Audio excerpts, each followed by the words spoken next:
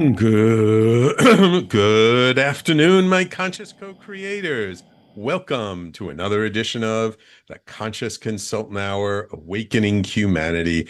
I am, as always, very, very pleased that you are all here with me today.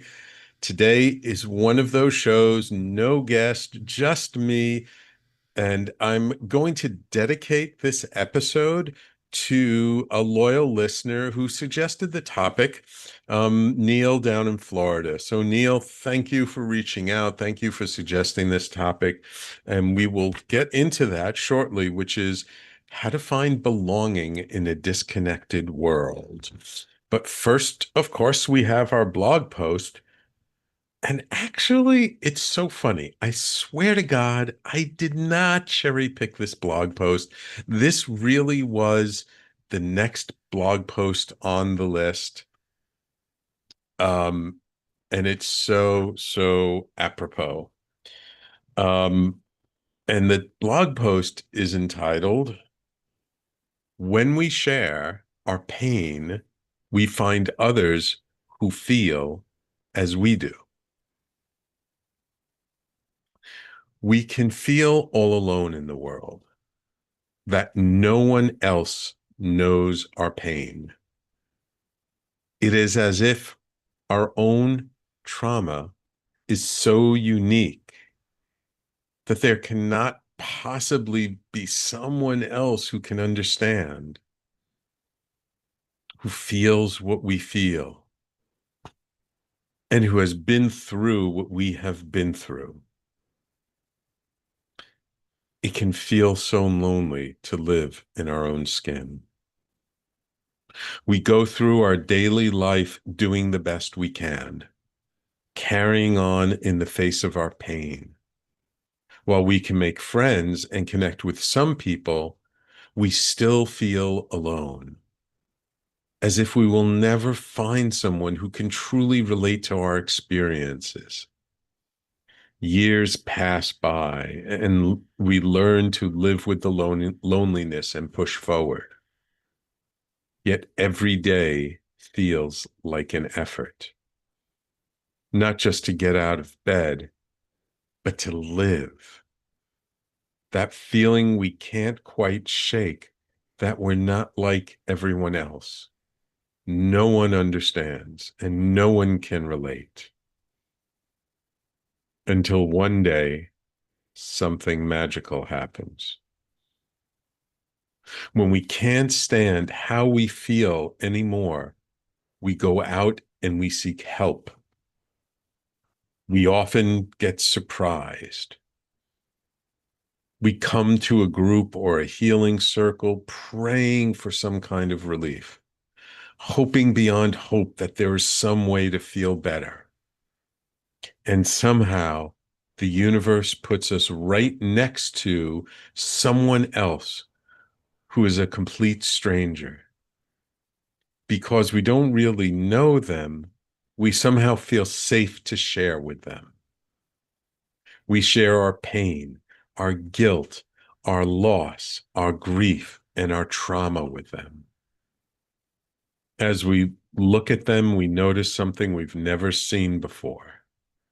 There is a glint of recognition in their eyes. Then they share their pain, their guilt, their loss, their grief, and their trauma with us. And it can feel like someone just held up a mirror to us. Their story is like our story in so many ways. Not exactly the same, but close enough for them to empathize with this. And we empathize with them. Suddenly, we realize that there is a deep connection between the two of us, that our pain is a shared pain. And we are no longer the only person in the world who feels the way we do. The intimacy of that connection brings us healing in a way we never expected. Even though we can still feel our pain, We somehow have more capacity for it. Our internal container is larger and stronger, and we no longer feel so all alone. We may have entered the group as strangers, but we leave the group as two souls who have a shared connection. Nothing will ever take that away. Our hearts now beat a little easier, and our heads rest easier that night as we fall asleep.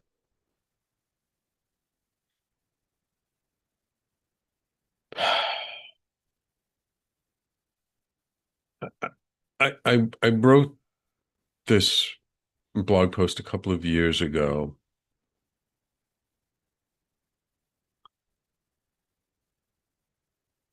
not from my own experience, but I have experienced this myself.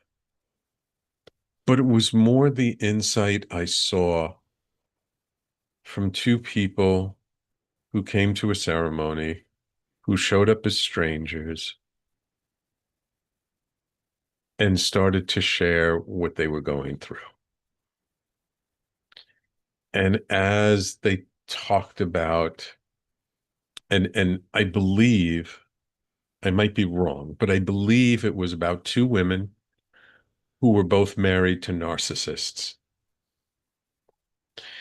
And that shared experience of how they felt being in the relationship, of the pain and the anguish and the challenges and the difficulty, it all it all brought them so close together during the evening. And I could feel in their energy how after they connected and they realized, like, oh, here's another person in the world who knows exactly what I'm going through, who feels the way I feel. And they were probably at different stages of of of the process in their relationship. But I could see on their face, in their bodies, how when they were able to relate with each other, how much they relaxed, how much they lightened up, and how that sense of knowing that there's someone else who went through the same thing they did, how it made all the difference in the world, and how healing that was for both of them.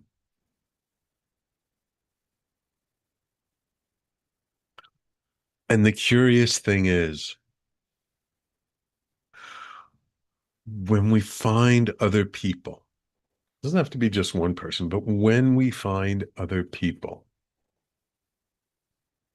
who can relate to the pain that we feel, and it doesn't have to be about, a narcissistic partner. It could be about, losing a parent at a young age. Could be about, coming from a similar environment. It could be about having to deal with alcoholic parents. I mean, you just name it.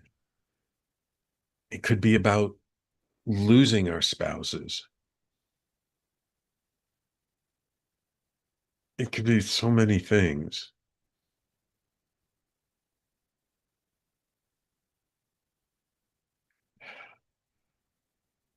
But when we share our pain, when we share our agony, and we find someone else who can truly reflect it back to us, who feels the same way, who's experienced the same things, that connection, that sense of belonging, oof, is that powerful. Oh, can that truly, truly flip that feeling of loneliness on its head and help us to feel like we belong. Now, there are many ways to cultivate a sense of belonging. It does not always have to be about sharing our pain. However, in this world where we share so little of our pain with others, where we hide our pain, where we don't admit how difficult something feels and the challenges we're going through, how we're so afraid of people judging us and people not understanding that we don't really share our hearts with them. Like that's where disconnection starts. That's where we begin to pull ourselves apart from other people. And because it's so fundamental and because it's so a part of who we are, it causes that fracture point. Now, look, you've heard me say it many times on the show. We do not have to marinate in our pain. We do not have to continually sit in our misery. But that doesn't mean we need to ignore it. That doesn't mean we treat it as if it's not there. It, it's so funny. I've seen it so many times when we're sort of in polite company, uh, and someone asks us how we're doing, how we're afraid to say, "Oh, things really suck right now." And they're like, "Oh, I'm so sorry. Is there anything I can do?" And they try and fix it. And we don't really need people to fix anything. We just need to be heard and validated and accepted. And so we don't say how we really feel. And when we don't say how we really feel, that causes us to feel separation.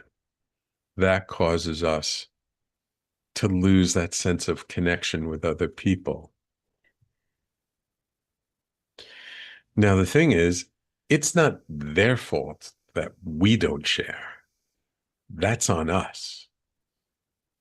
Now, how they respond and how they react may encourage us or not encourage us to share what's truly going on.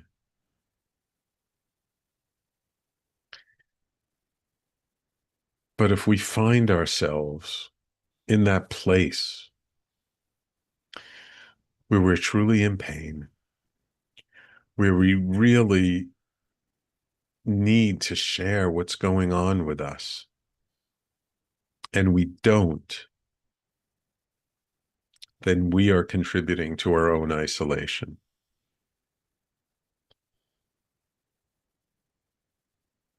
You see, I almost always try and come from a point of we're the creators of our life. And since we create our life, when there's something in our life that doesn't feel right, that's not serving us, we have the power to change it. We first have to become aware of how we're showing up. We have to be cognizant of it. And then we take action. We first have to be present to it, and then we can take action around it. So then we can shift how we feel. Doesn't mean we ignore our feelings. Doesn't mean we avoid our feelings.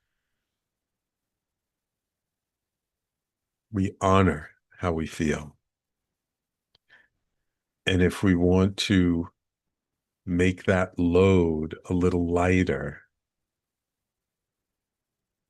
then sharing how we feel is one of the most important things we can do.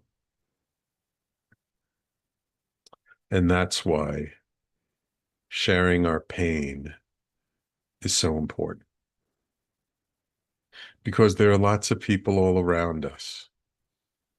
We might walk by them on the street. They might be neighbors. They might be just acquaintances. And if we don't share truly what's going on with us, we don't give them an opportunity to share what's going on with them.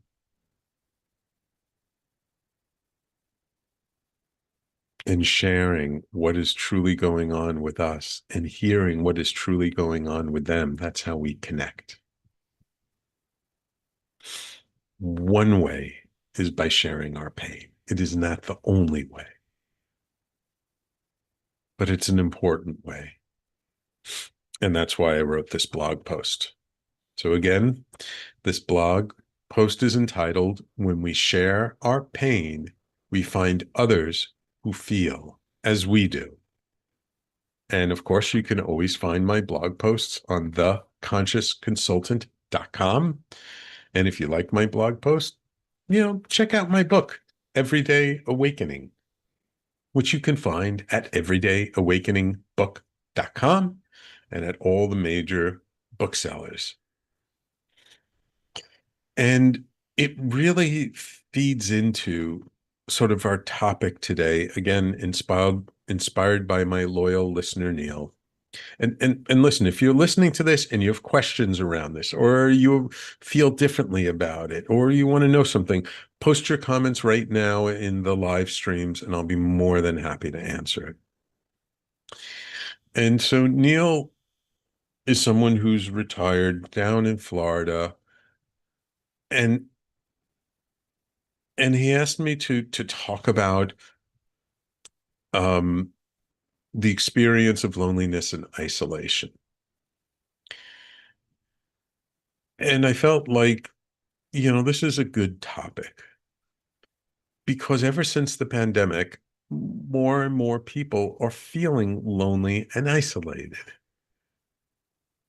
That social isolation we felt during the pandemic kind of carried over, and it stuck with us. And we continue to feel isolated, even though we actually don't need to feel isolated anymore. Gotten vaccinated, we're or we're just healthy, and COVID's not around that much anymore. It's still around, but not that much.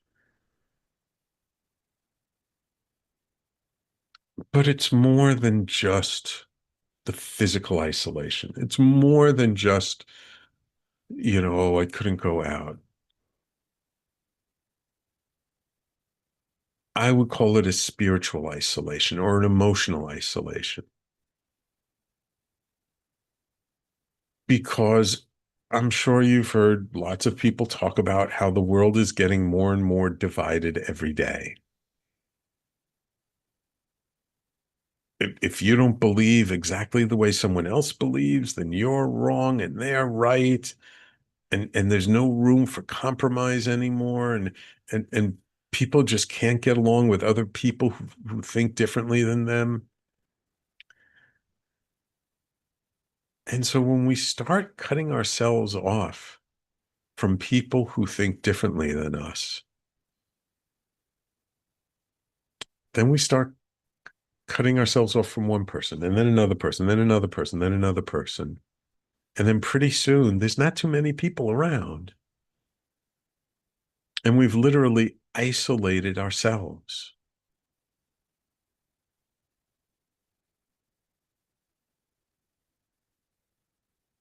And so there's really a pandemic right now of disconnection, isolation, alienation. We don't trust each other anymore. We don't talk to each other anymore. Everybody's on their phones and their screens, and we're not having these face-to-face conversations. And that's where this sense of loneliness and isolation sort of is bred from. gives it very fertile ground.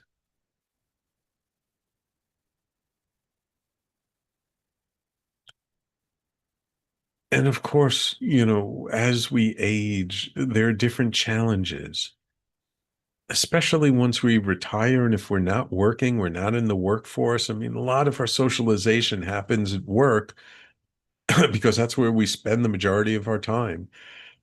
We spend more time working than relaxing, socializing, doing other things. And so once we stop working, there's this huge chunk of time that we used to be around other people that we're not around other people anymore. And when we and especially since the pandemic, where so much has gone virtual and hybrid, and people don't even work in the same office space anymore. I mean, some people do, but and they're trying to bring people back. But still, there's so many digital nomads, and there's so many companies set up to operate virtually, so they don't have to have a corporate office, so they can save money.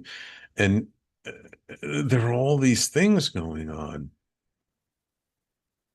So we're not spending time face to face with other human beings. So when we have all these different factors affecting us that are causing us to spend more and more time at home without other people, then we really have to do something to counteract that. That's when it becomes more and more important to go out and find groups and clubs and people that do something that we like to do. I live in New York City, very populous city, and people still say it's hard to meet people here. And my wife and I, when we live close to Central Park, we see how much running clubs, like people just running together to stay physically active and get in shape, how popular they've become. It's become a social thing, not just an exercise thing. Biking clubs, groups of people biking together. There, all kinds of sports. There's hiking clubs. There's dance clubs. I mean, there's just all kinds of things. But to avail ourselves of this, we really have to make an effort. We have to go out and look for it. It's not going to just fall in our lap.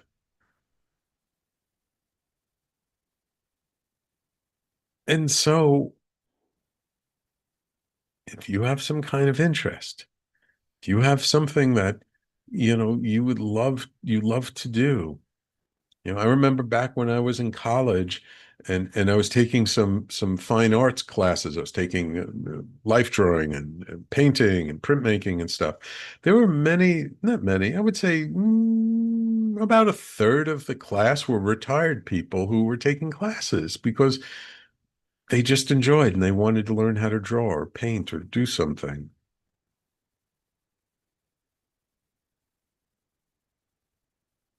What are your interests? What do you love to do? Meetup.com is a great resource. Eventbrite. I mean, there's so many online websites now where people post events. Go out and find a group that you can relate to. If you're a mom, find a mom's group. If you're a grandparent, find a grandparent group. If you're a widower, find a widower group. I mean, there are all kinds of groups out there. Just make the effort.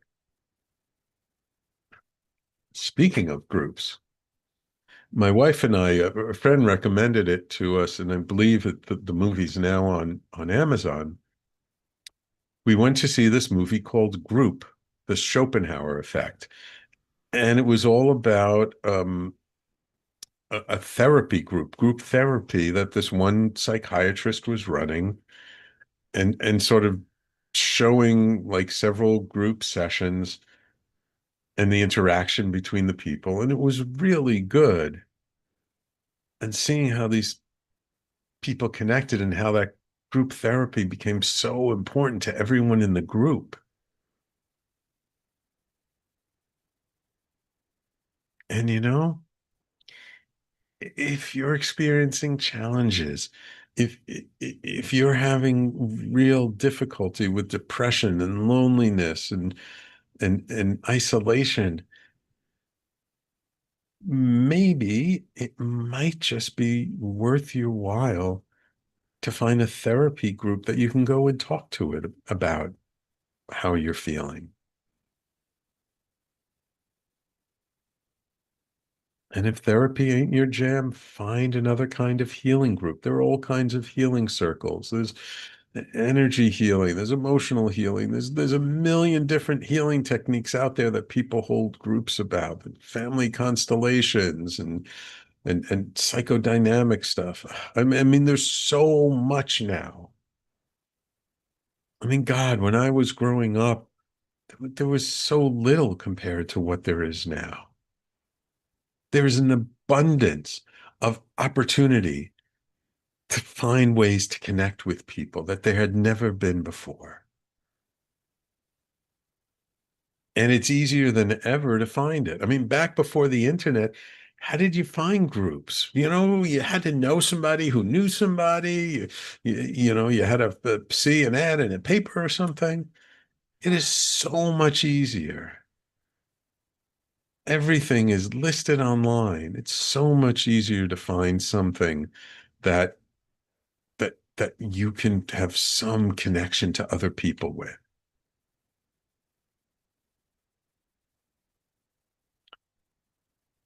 So you don't have to remain isolated. You don't have to feel lonely all the time. Now, keep in mind, being alone and feeling lonely are two different things. We can really enjoy our own company and be with ourselves and not feel lonely at all.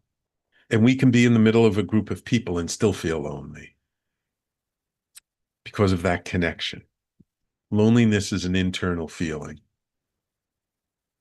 But if what you're doing is craving connection with other human beings, find a group, find a way to connect with others who have similar interests.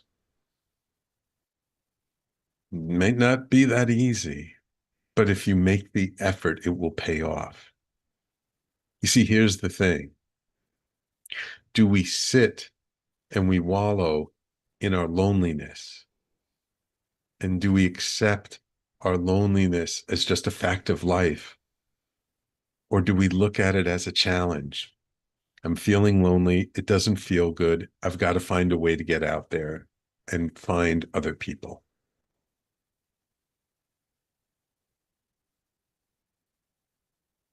This episode is my encouragement to you to not just stay home behind a computer screen.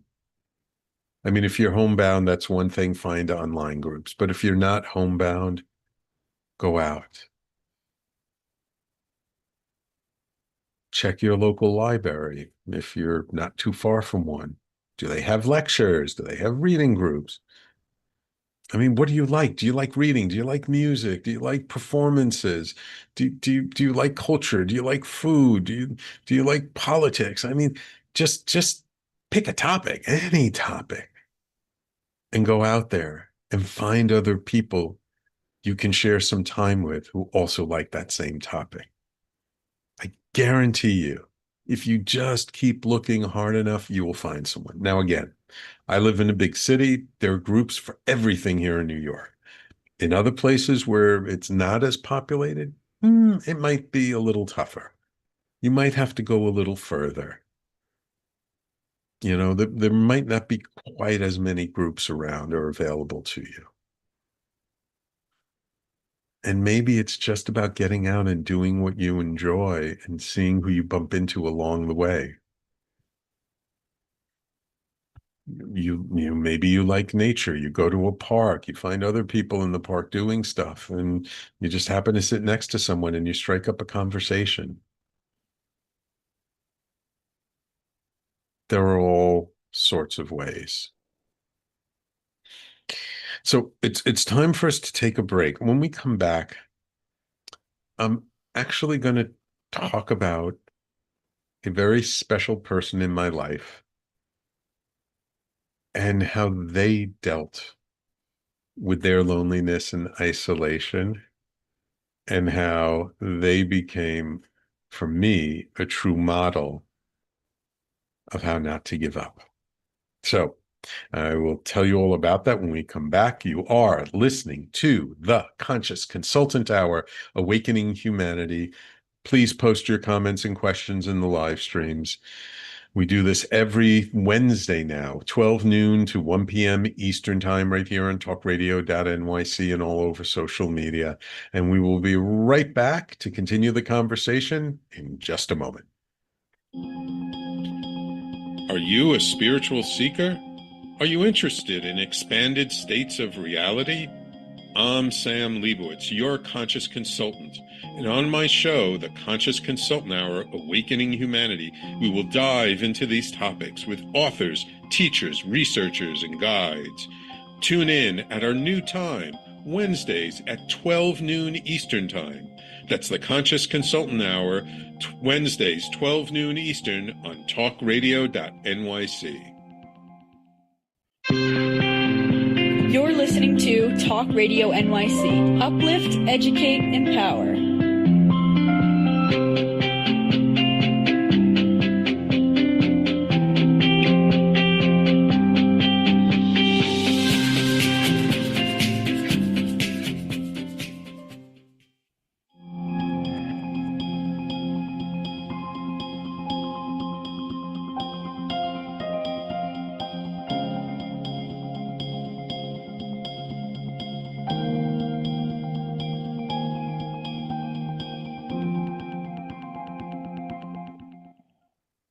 And welcome back to the Conscious Consultant Hour, Awakening Humanity. I'm talking this hour again. This episode inspired by Neil, a loyal listener from Florida, who wrote in asking if I would talk about isolation and loneliness. And um, and so I talk a lot about, how do we get there? My blog post about sharing our pain is a great way to overcome loneliness. And and so I'd like to talk about sort of someone who I think really dealt with their own loneliness in an amazing way.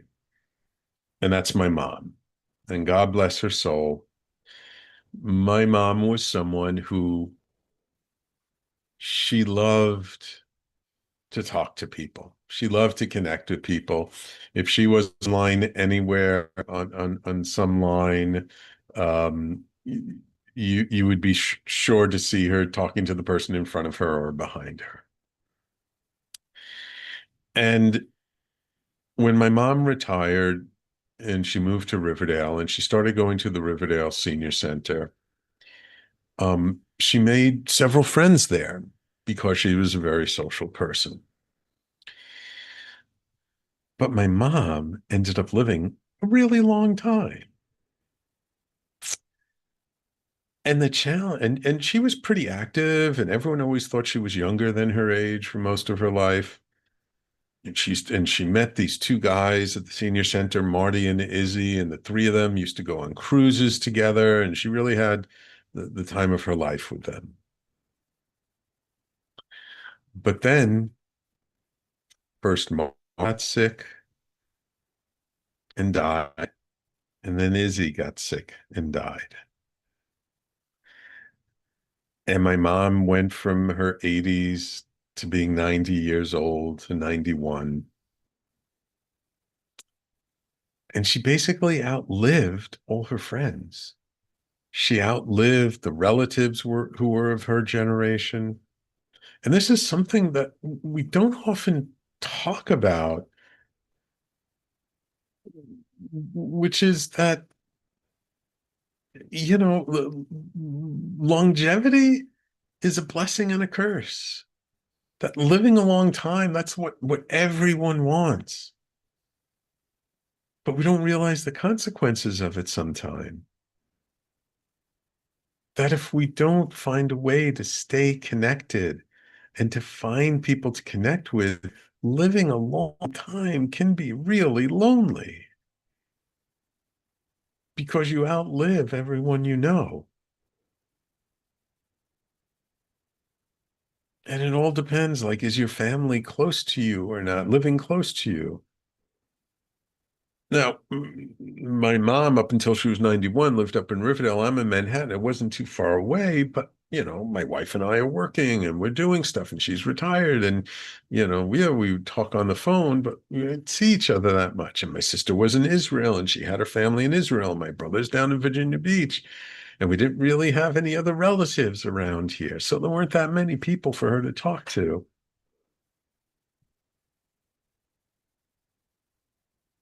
And then after Izzy died, and my sister and I kept trying to convince her to first, like, get a live-in aide, which she would not have, and then trying to convince her to go into an assisted living facility.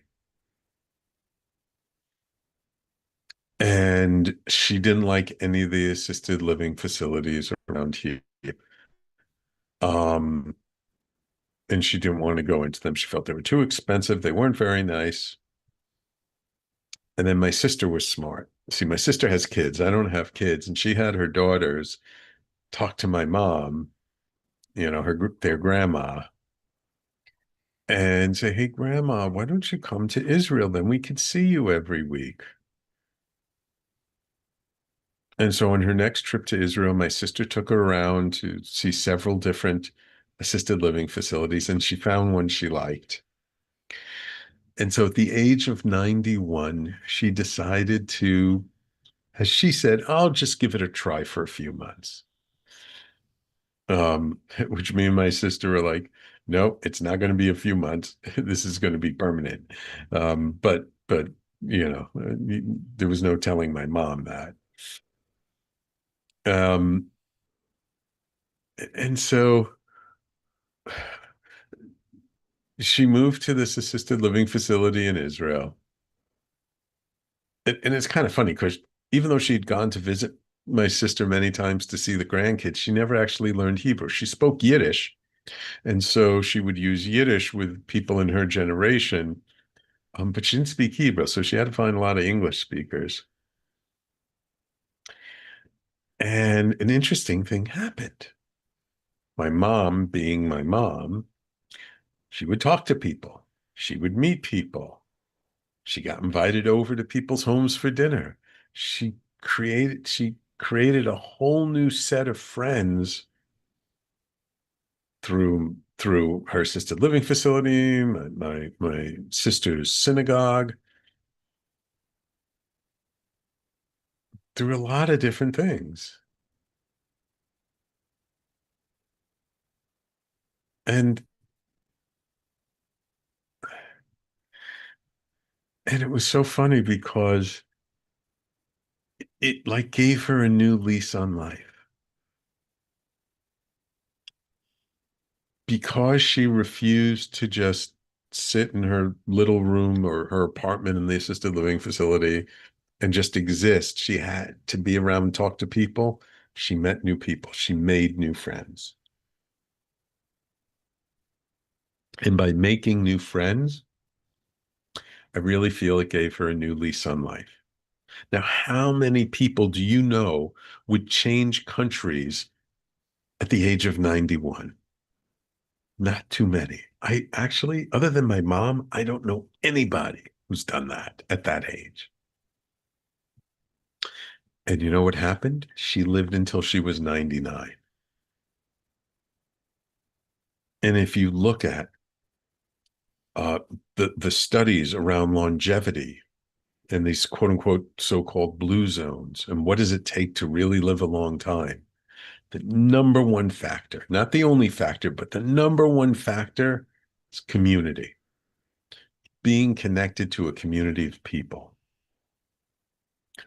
Why is this important when it comes to the topic of isolation and loneliness? Well,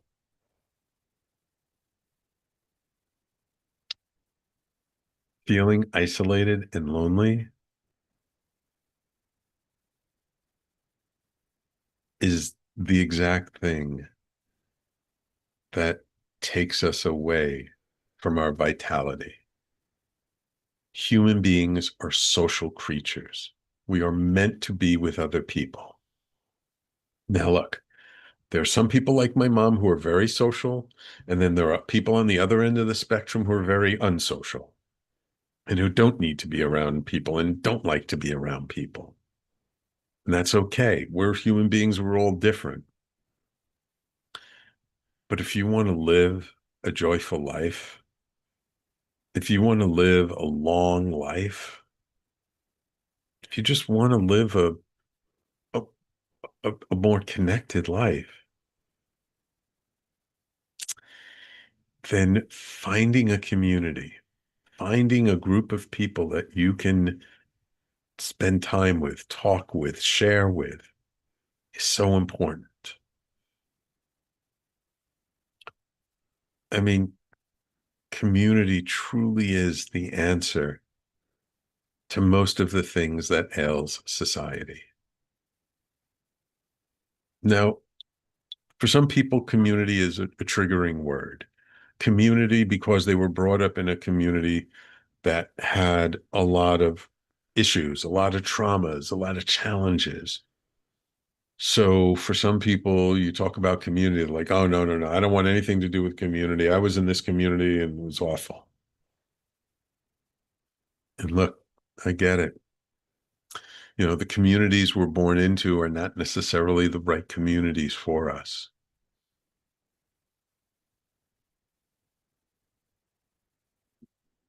But if you want to overcome those feelings of loneliness and isolation, the surest way is to find a community of people. And sometimes that community might not be the community you expect. Sometimes that community might come from very unusual places.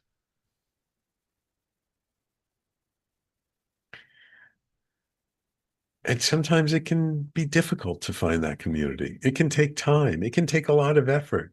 And maybe you find one community and you think that's it, and then it's not. You know, it's so funny when I look back over my own life, there were so many ways in which I was trying to create community in different parts in my life, but it wasn't with the right people, so it always fell apart.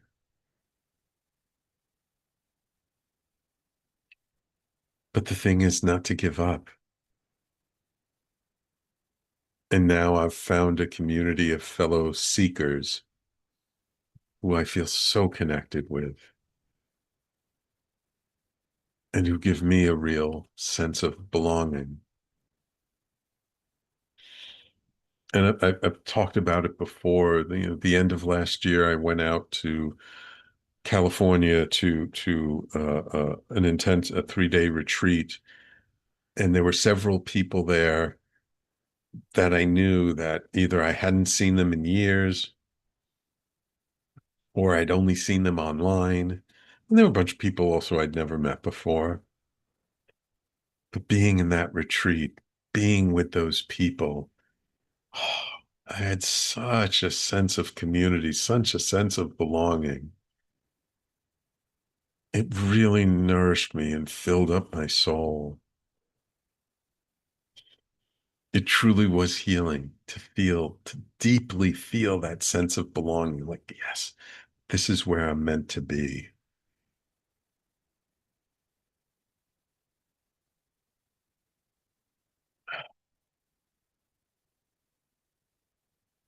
And I didn't really expect that. I mean, I knew I would kind of like seeing all these people and that, there were going to be people there I hadn't seen in a long time. I knew I was looking forward to that. But that feeling from that sense of belonging, it really caught me by surprise. I wasn't expecting that. And so for me, that lesson is that community sometimes pops up in the most unexpected places.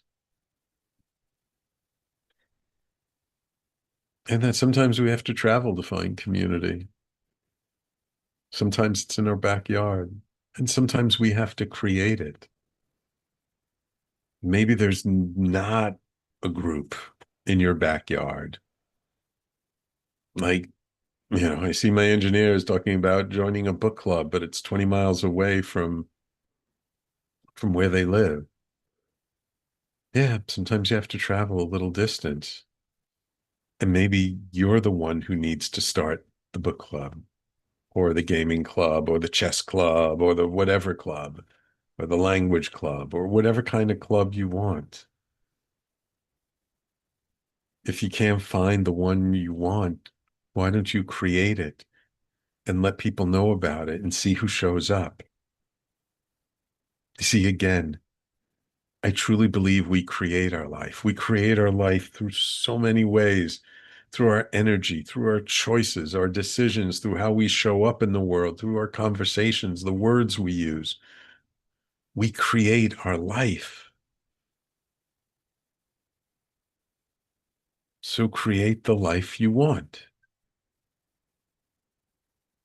The cure for isolation and loneliness is connection.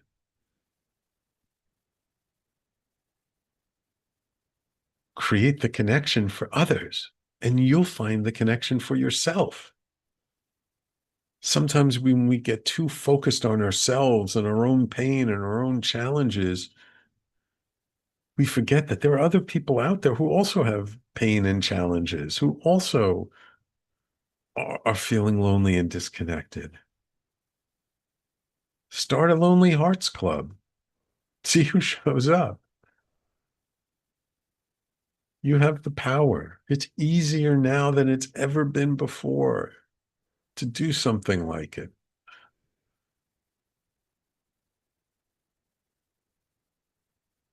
Now, look, I know there are some people out there that there are physical limitations. Some people are wheelchair bound. Some people don't have the ability to go out and be a little more physical.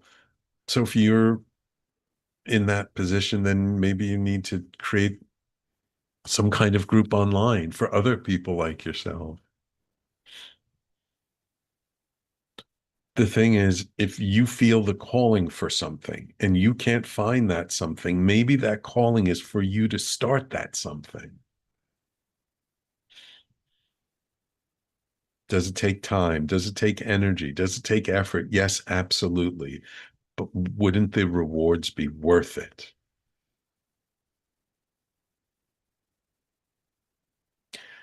Our discomfort in whatever our current situation is a sign for us to do something differently.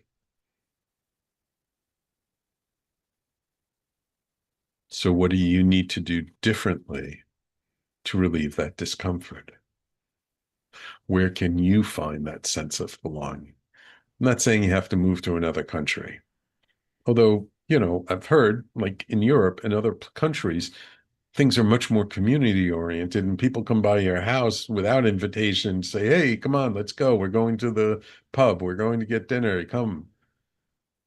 It's not like that here. In other countries, it is. But you don't have to go that extreme. Start with what you have, where you are, put some effort into it, let people know about it, ask them to let other people, even if they're not interested, ask them to let other people they know about it and see what develops. And if the effort doesn't yield any fruit, then try something else and keep trying a different thing and a different thing and a different thing until you find the thing that works for you.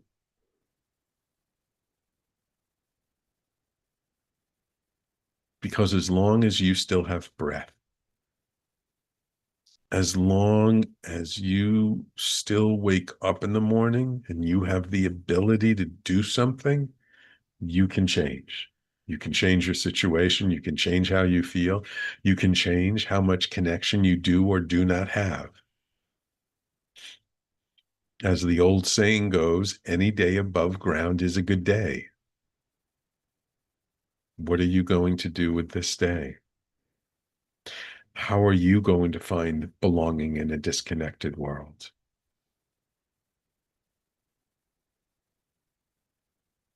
Just because the world fosters disconnection doesn't mean we have to play that game.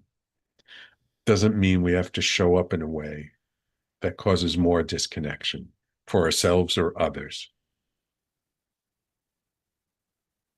How about we do the opposite? How about we make an effort to bring people together? Why don't we focus on the commonalities we have with other people instead of the differences? How about we find the things that we like, that other people like, that we can do together, and leave the things that we disagree on outside? And maybe that can be one of the rules of your club. If politics always gets in the way of things, say one of the rules of this club is we don't discuss politics. And if somebody wants to discuss politics, they can go somewhere else. See, it doesn't have to look like any one thing. Maybe you like Italian food or Chinese food or Japanese food. So create a food club and go to different restaurants once a month, once a week, whatever you can do. Start a picnic club, start a bird watching club, start a beach club, a mountain club, whatever. There's so many possibilities. There's so many possibilities. The challenge is when we don't feel good, it's hard to see the possibilities. So that's when you need to ask someone like me or someone else, another coach, consultant, another therapist, someone else who can see things maybe a little more clearly than we can because we're not feeling so good today.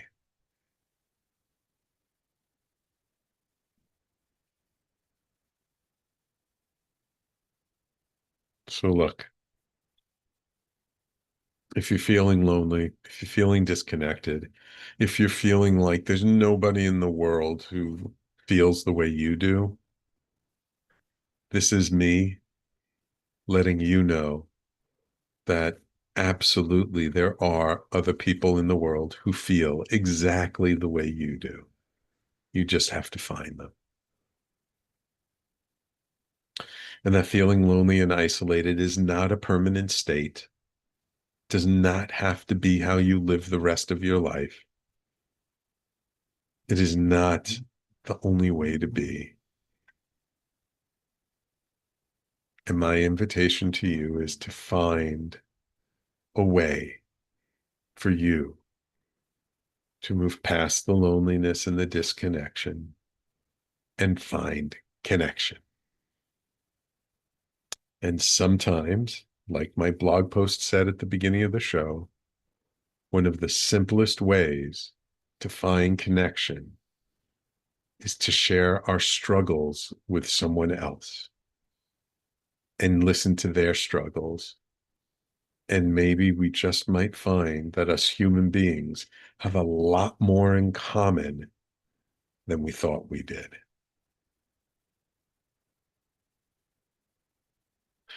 So I would love to hear from you. Does what I talked about, did what I say during the show, did it resonate with you? Did it land? Did you feel it in your body? Did did it encourage you to do something different?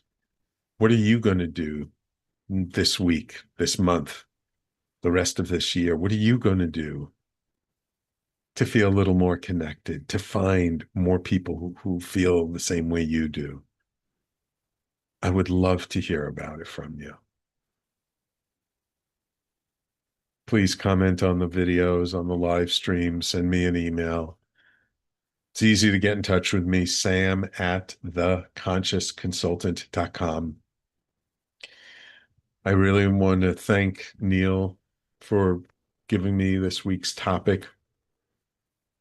If you have your own struggle, your own topic that you would want me to chat about, talk about, just let me know.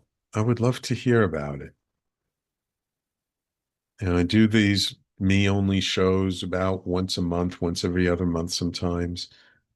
Let me know. I'd be happy to talk about the topics that mean something to you. And maybe I just might talk about them in a way that you didn't expect. So, thank you all for tuning in. I so appreciate you, my loyal listeners, whether you're listening to the video, the podcast, whatever.